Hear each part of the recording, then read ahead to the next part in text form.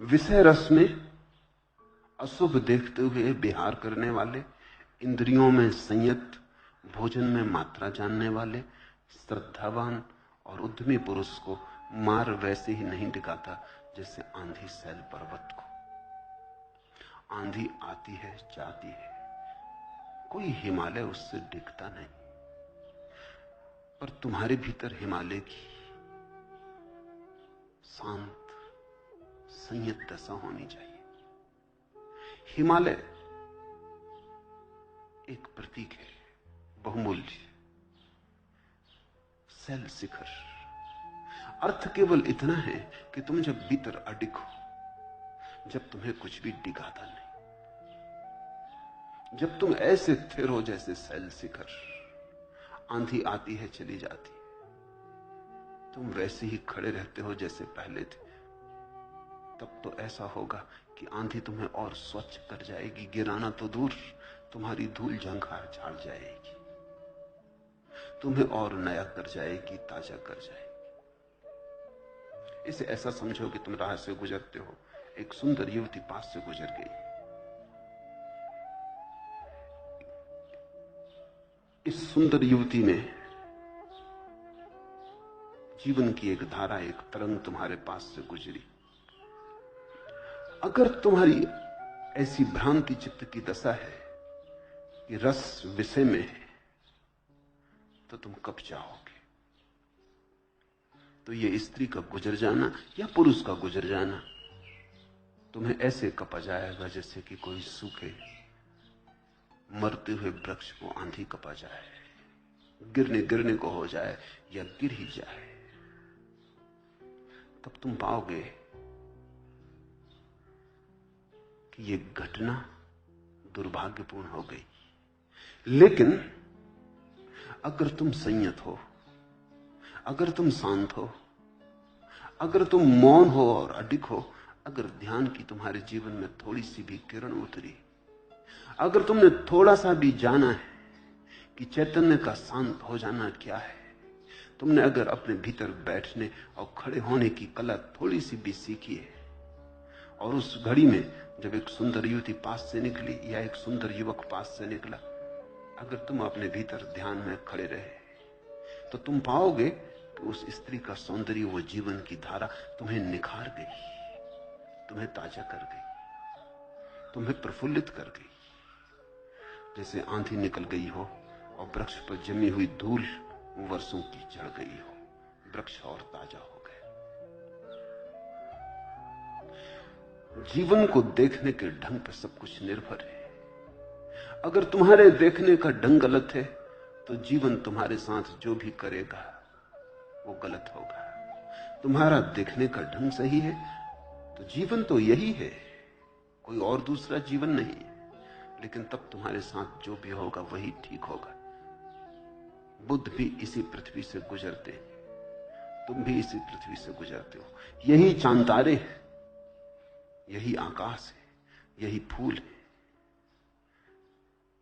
लेकिन एक के जीवन में रोज पवित्रता बढ़ती चली जाती, एक रोज रोज निर्दोष होता चला जाता है, निखरता चला जाता है, और दूसरा रोज रोज दबता चला जाता है, बोझिल होता जाता है, धूल से भरता जाता है, अपवित्र होता जाता है, गंदा होता जाता है। मृत्यु जब बुद्ध को लेने आएगी तो वहां तो पाएगी मंदिर की पवित्रता, वहां तो पाएगी मंदिर की धूप, मंदिर के फूल, वहां तो पाएगी एक कुंवारापन जिसको कुछ भी विकृत ना कर पाया।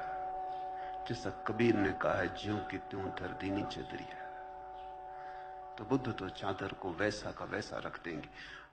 मुझे तो लगता है कबीर ने जो कहा वो थोड़ा अंडर स्टेटमेंट है, वो अतिशयोक्ति तो है ही नहीं। सत्य को भी बहुत धीमे स्वर में कहा है कि मेरी दृष्टि ऐसी है कि जब बुद्ध चादर को लौटाएंगे तो वो और भी पवित्र होगी, उससे भी ज्यादा पवित्र होगी जैसी उन्होंने पाई थी, होनी ही चाहिए।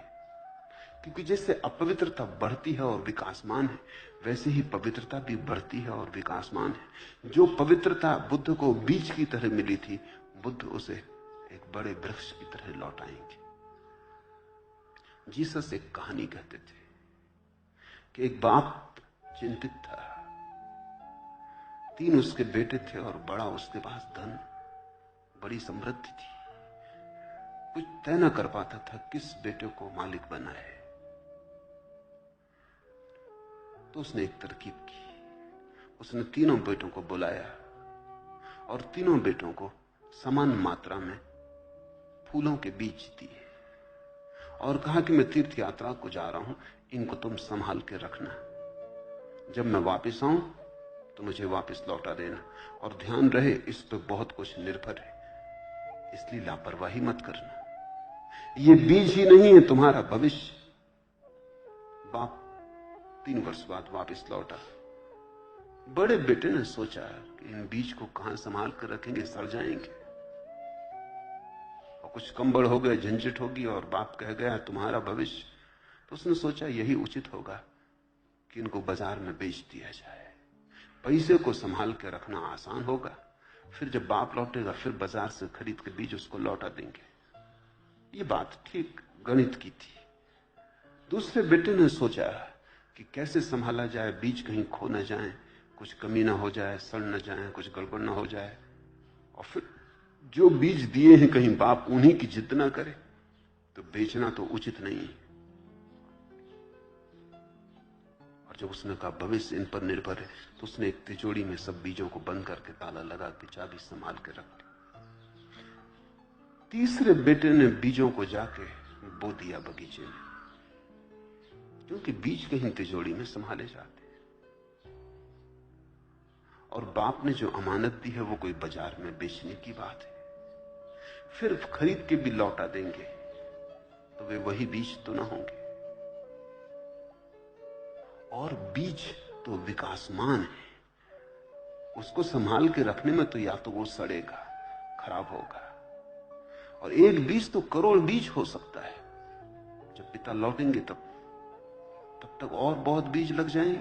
3 वर्ष बाद जब पिता लौटा तो उसने बड़े बेटे को कहा, वो भागा बाजार की तरफ। उसने कहा रुकिए अभी लाता हूं। वो बाजार से बीज खरीद लाया, ठीक उसी मात्रा में थे, लेकिन बाप ने कहा ये मेरे बीज नहीं, जो मैंने दिए थे वो तुमने कहीं गंवा दिए, ये कोई और बीज होंगे, लेकिन जो मैंने तुम्हें संभालने को दिए थे वे कहां हैं। दूसरे बेटे को कहा, उसने तिजोरी सामने लाकर खोल दी, वहां से सिर्फ दुर्गंध उठी, क्योंकि सब बीज सड़ गए थे, राख थी वहां। अब बाप ने कहा मैंने तुम्हें बीज दिए थे और तुम राख लौटाते हो। तो बेटे ने कहा ये वही बीज है। बाप ने कहा ये वही नहीं। दूसरे ने तो कम से कम बीज लौटाए हैं, दूसरे बीज हैं, तुम्हारे तो बीज भी नहीं, ये तो राख है। मैंने तुम्हें बीज दिए थे। बीज का मतलब होता है जो अंकुरित हो सके। क्या ये राख अंकुरित हो सकेगी? क्या इसमें फूल लग सकेंगे? तीसरे बेटे को पूछा, बेटे ने कहा आप मकान के पीछे आए, क्योंकि बीज वहां है जहां उन्हें होना चाहिए। पीछे करोड़ों फूल खिले थे, और बेटे ने कहा अभी जल्दी फसल आने के करीब है, हम बीज आपको लौटा देंगे, लेकिन हम उतने ही लौटाने में असमर्थ हैं जितने आपने दिए थे, करोड़ गुना हो गए। और उतने ही क्या लौटाना, क्योंकि बीज का अर्थ ही होता है जो बढ़ रहा है, जो प्रतिपल विकासमान है, उसको उतना ही कैसे लौटाया जा सकता है। उसको उतना ही लौटाने का तो पहला उपाय है जो बड़े भाई ने किया, बेच दिया बाजार में, दूसरे खरीद लाया।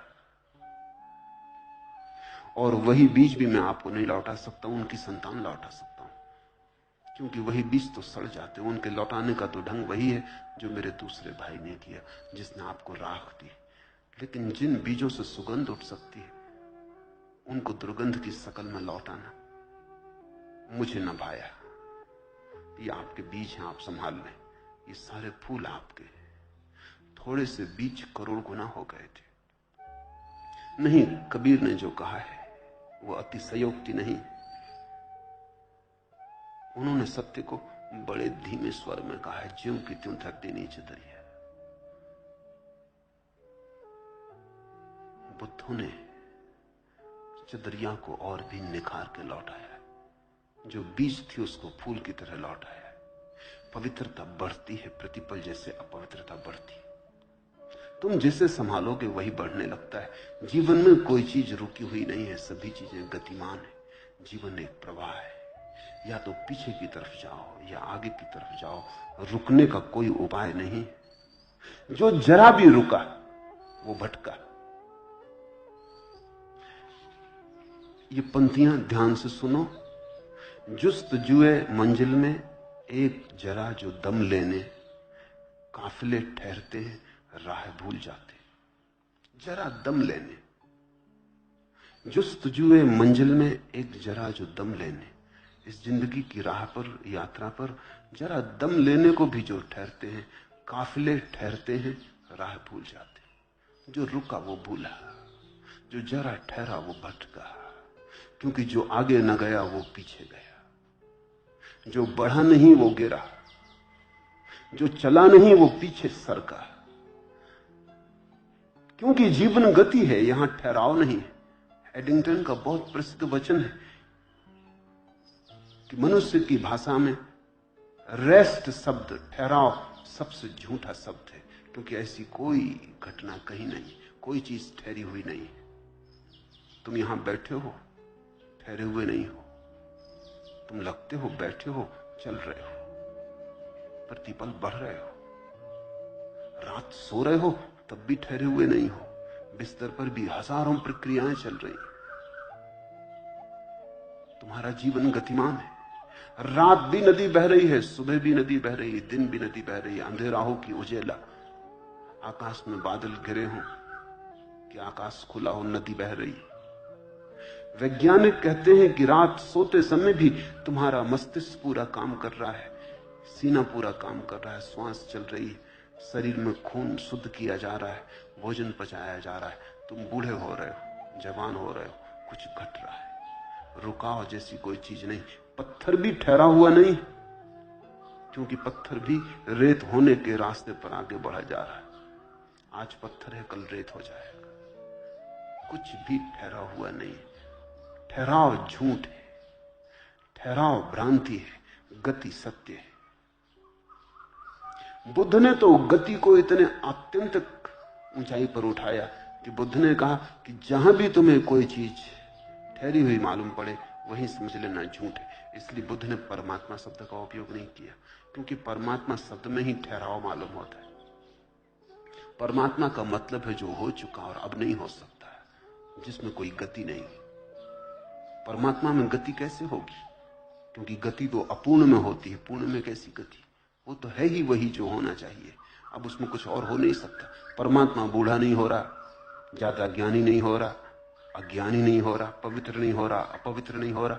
बुद्ध ने कहा ऐसी कोई चीज है ही नहीं। बुद्ध ने कहा है शब्द झूठ है, होना शब्द सत्य है। जब तुम कहते हो पहाड़ है, तो बुद्ध कहते हैं ऐसा मत कहो पहाड़ है, ऐसा कहो पहाड़ हो रहा है। बुद्ध के प्रभाव में जो भाषाएं विकसित हुई, जैसे बर्मी, जो कि बुद्ध धर्म के पहुंचने के बाद भाषा बनी, तो वहां है जैसा कोई शब्द नहीं है बर्मी भाषा में। जब पहली दफा बाइबल का अनुवाद किया बर्मी भाषा में तो बड़ी कठिनाई आई। गॉड इज, इसको कैसे अनुवाद करो? ईश्वर है, इसके लिए कोई ठीक ठीक रूपांतर बर्मी भाषा में नहीं होता। और जब रूपांतर करो तो उसका मतलब होता है गॉड इज बिकमिंग, ईश्वर हो रहा है, क्योंकि वो बुद्ध के प्रभाव में भाषा बनी है। बुद्ध ने कहा हर चीज हो रही।